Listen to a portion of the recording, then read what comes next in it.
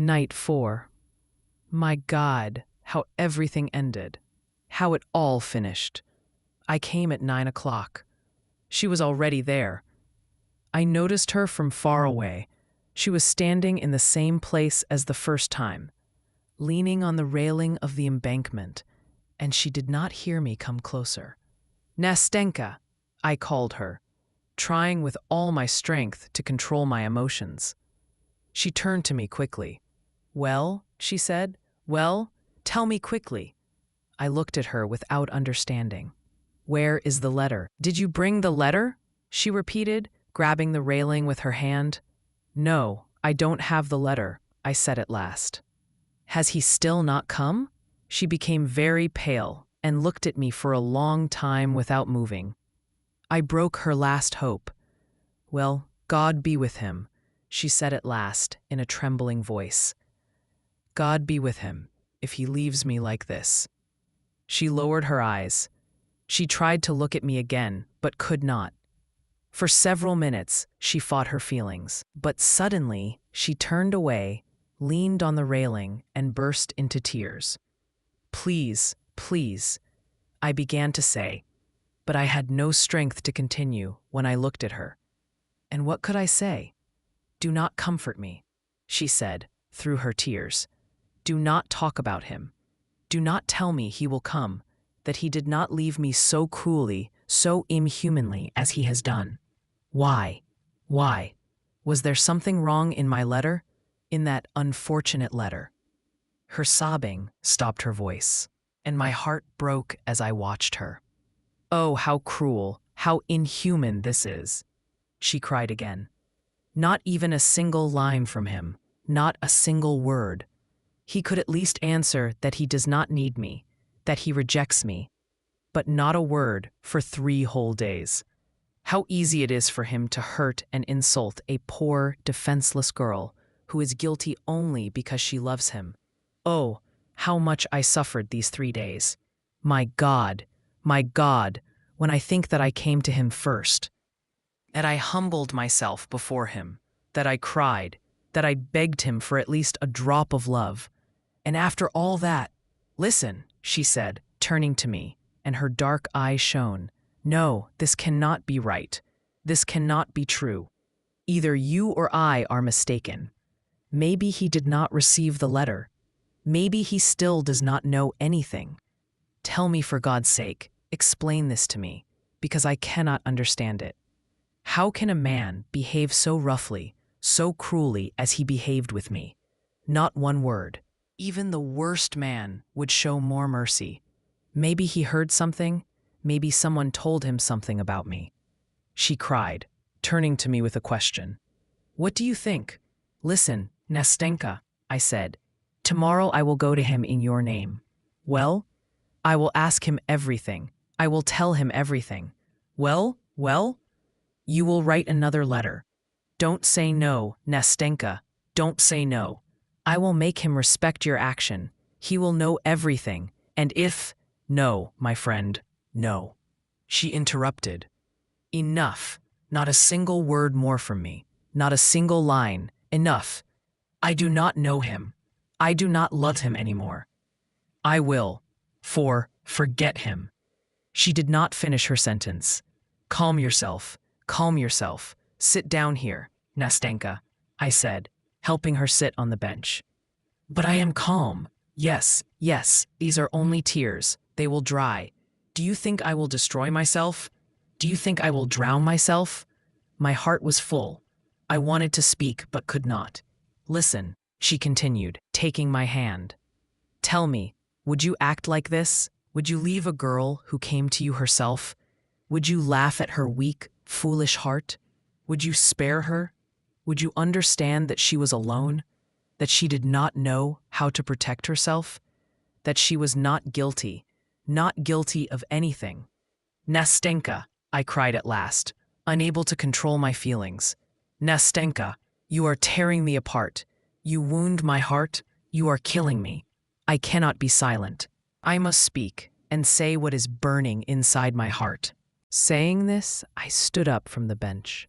She took my hand and looked at me in surprise. "What is the matter with you?" she asked. "Listen," I said firmly. "Listen to me, Nastenka. Whatever I say now is foolish, impossible, hopeless. I know it can never happen, but I cannot keep silent. In the name of what you are suffering now, please forgive me." "Well, what? What is it?" she asked, stopping her tears and looking directly at me, while a strange curiosity shone in her surprised eyes. "What is wrong with you?" "It is impossible, but I love you, Nastenka. That is the truth. Now everything is said." I waved my hand. "Now you will see if you can talk to me as you did before, if you can listen to what I must tell you." "Well, and what then?" she asked. "What of it? I knew for a long time that you love me, but I thought you loved me just a little, somehow."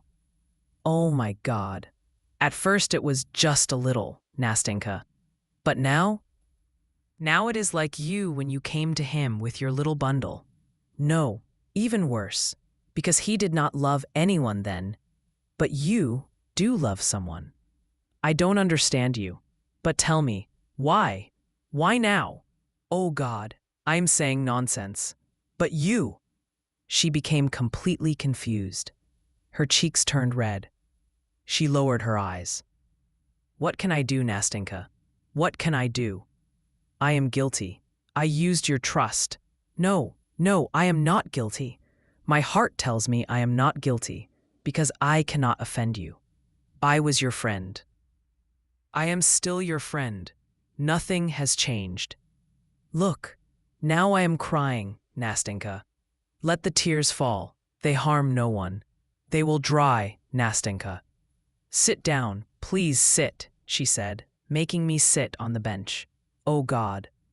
"No, Nastenka, I will not sit. I cannot stay here. You cannot look at me anymore. I will say everything and go. You would never have known that I loved you. I would have hidden my secret. I would not have hurt you now, in this moment, with my selfishness. But I could not remain silent when you began to speak like that. Yes, you began. You are guilty in this. You, not I. You cannot send me away." "No, no, I am not sending you away," she said, trying to hide her confusion. "I am not sending you away." "You are not? No? And I wanted to run from you. And I will go, but first I must speak. When you sat here crying, when you suffered because your love was rejected, because your feelings were pushed aside, I felt there was so much love in my heart for you, Nastenka, so much love. And it hurt me so much that I could not help you with that love. My heart broke. I could not stay silent. Yes, yes, talk to me, talk like this," she said with deep feeling. "Maybe it seems strange that I answer you like this, but speak. I will tell you everything later. You pity me, Nastenka. You are sorry for me. What is lost is lost. What is said cannot be taken back. Now you know everything. This is the beginning. Good. But listen, when you sat crying, I thought, oh, let me say what I thought. I thought that maybe I stopped. I thought that maybe you did not love him anymore. I thought this yesterday and the day before. And then, if it were true, I would have done everything so that you would love me. Because you yourself said, Nastenka, that you already almost loved me. Well, what then? Almost everything is said. Only one thing remains. What would happen if you loved me? Only that. Listen, my friend, I continued, because you are my friend. I am a simple man, poor, unimportant, but that does not matter. I am speaking from confusion, Nastenka, but I would love you so much, so tenderly, that even if you still loved him, you would not notice any weight from my love. You would only feel that near you is a thankful, warm heart, a heart that lives only for you. Oh, Nastenka, what have you done to me? Period. Don't cry. I don't want you to cry, said Nastenka, standing up and wiping my tears with her handkerchief. Come, walk with me. Don't cry. Come, I will tell you something. Yes, if he has left me now, if he has forgotten me, though I still love him, I don't want to lie to you. But listen, answer me. If I loved you, if I only... Oh, my friend, my dear friend, when I remember how I hurt you, how I laughed at your love, how I praised you for not falling in love. Oh God, how could I not see this? How could I be so foolish? But now I have decided. I will say everything. Listen, now Stenka, do you know what? I will leave you. I only cause you more pain. You feel guilty because you laughed at me. I don't want that. I don't want to add to your grief. I am guilty, now Stenka, but let me go. Stop. Listen, can you wait? Wait, for what? I love him. But this will pass. It must pass. It cannot stay. It is already passing. I feel it. Maybe even tonight it will end. Because I hate him now. Because he laughed at me while you cried with me here. Because you would not reject me as he did.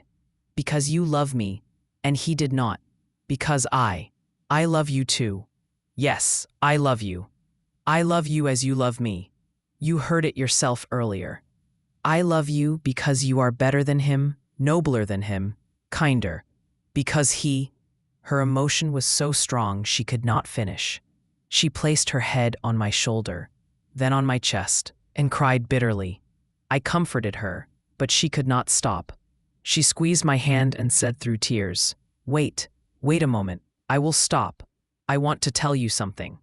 Don't think these tears, they are only from weakness. Wait until it passes. At last she stopped, dried her eyes, and we walked again. I wanted to speak, but she still asked me to wait. We walked in silence. Finally, she gathered strength and began. Listen, she said in a weak, trembling voice, but there was something in her tone that went straight into my heart. Do not think I am so changeable and light. Do not think I can forget and replace someone so easily. I loved him for a year. I swear to God I was never unfaithful to him, even in my thoughts. He despised this. He laughed at me. God be with him. But he hurt and insulted my heart. I do not love him, because I can love only what is noble, what understands me, what is generous. And he is not like that. He is not worthy of me. God be with him. It is better that I learned this now. But who knows, my dear friend? She continued, pressing my hand. Maybe all my love was only an illusion, maybe a mistake. Maybe it began as a childish game, because I lived under my grandmother's strict control. Maybe I should love another man, not him, someone who would pity me. But let us stop this, she said, breathless with emotion. I only wanted to say that if, despite everything, even though I loved him, loved him before, if despite that you still say, if you feel that your love is so strong that it can finally push the old love out of my heart, if you want to take pity on me, if you do not want to leave me alone with no hope, if you want to love me always as you love me now, then I swear that my gratitude, my love, will become worthy of your love. Will you take my hand now? Now, Stenka, I cried, breathless with tears. Now, Stenka. Oh, now, Stenka. Enough, enough. Now everything is said, she whispered, almost unable to control herself. Now everything is clear. You are happy, and I am happy.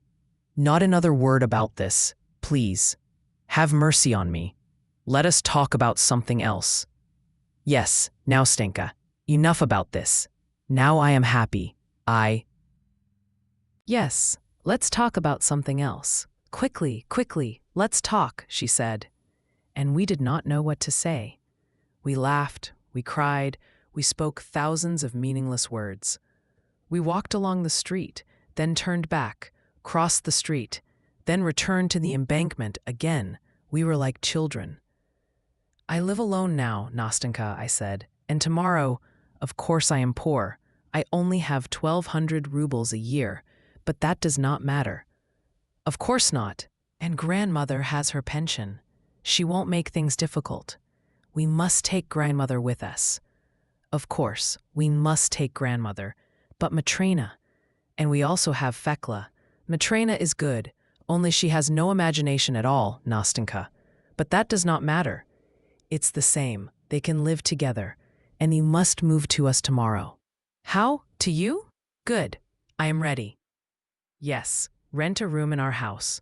Above us there is a small room. A noble old lady lived there, but she left. Grandmother wants to take a young tenant. I asked, why a young one? And she said, because I am old, but don't think, Nastenka, that I want him to marry you. So I understood. Oh, Nastenka. And we both laughed. Yes, enough. And where do you live? I forgot. There, near the bridge in Baranikov's house. That big house? Yes, that big one. Ah, I know it. It is good. But leave it and come to us quickly. Tomorrow, Nastenka. I owe a little money for my room, but that is nothing. I will soon receive my salary. And I might give lessons. I will learn and give lessons. Wonderful. And I will soon receive a reward at work, Nastenka. So tomorrow you will be my tenant. Yes. And we will go to see The Barber of Seville. They will play it again soon. Yes, we will go, she said, laughing.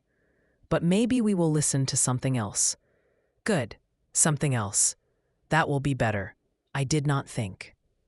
We walked around like in a dream. We stopped and talked for a long time, then walked again, wandered somewhere far, laughed, cried again. Then Nastenka wanted to go home. I offered to take her all the way, but after 15 minutes, we found ourselves again at our bench. She sighed, and a tear again appeared. I froze in fear. But she squeezed my hand and made me walk again. It is time now. I must go home, she said at last. It must be very late. Enough of this childishness. Yes, Nastenka. But now I will not sleep. I will not go home. I also think I will not sleep, but walk with me. Of course. Now we will go directly home, honestly. Honestly. Promise? Because one must go home sometime. I promise, I said, laughing. Let's go then. Let's go. Look at the sky, Nastenka. Look. Tomorrow will be a beautiful day. What a blue sky. What a moon. Look, that yellow cloud is covering it. Look. No, it passed. Look. But Nastenka did not look at the cloud. She stood still. After a moment, she pressed herself close to me, shyly and tightly. Her hand trembled in mine. I looked at her. She held on to me even more. At that moment, a young man walked past us. He suddenly stopped, looked at us closely, then walked a few steps more. My heart trembled. Nastenka, I whispered. Who is he? It is him, she replied in a whisper, pressing even closer to me. My knees almost gave way. Nastenka, Nastenka, is it you? A voice called behind us, and in the same moment, the young man walked quickly toward us. My God, what a cry! How she jumped! How she escaped from my arms and flew to him. I stood and watched them like a man struck down. But she had hardly given him her hand, hardly thrown herself into his arms, when suddenly she turned back to me, appeared at my side like the wind, like lightning, and before I understood anything, she put her arms around my neck and kissed me strongly and warmly. Then, without saying a word, she ran back to him, took his hands, and led him away. I stood there for a long time, watching them. Finally, they both disappeared from my sight.